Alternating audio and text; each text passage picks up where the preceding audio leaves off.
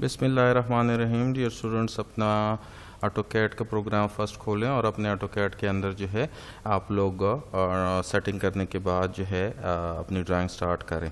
यहाँ पे आज हम लोगों ने डियर स्टूडेंट्स जो कमांड देखनी है that is the arrays command. और एरेज कमांड के लिए आप जो है फॉर एग्जांपल जो भी ऑब्जेक्ट यहाँ पे जो है ऑटोकैड में जो है ड्रा कर लेते हैं। फॉर एग्जांपल मैं यहाँ पे एक लाइन ड्रा कर रहा हूँ, F8 मैंने ऑन कर दिया है और लाइन जो है मैं यहाँ से एक ड्रा कर देता हूँ। ठीक है जी, आप देख सकते हैं यहाँ पे मैंने लाइन ड्रा कर दी है और उसकी जो है उसको मैं इरेज करना चाहता हूँ। तो अपने इरेज की कमांड पे जो है यहाँ पे आप सिंपल क्लिक कर लें मॉडिफाई टूल बार के अंदर और आपकी ऑब्जेक्ट जो है वो इरेज हो जाएगी। अपने इस टेक्स्ट को भी मैं इरेज करना चाहता हूँ, टेक्स्ट को मैंने सेलेक्ट कर लिया है और मैं यहाँ से इरेज कर देता हूँ इसको।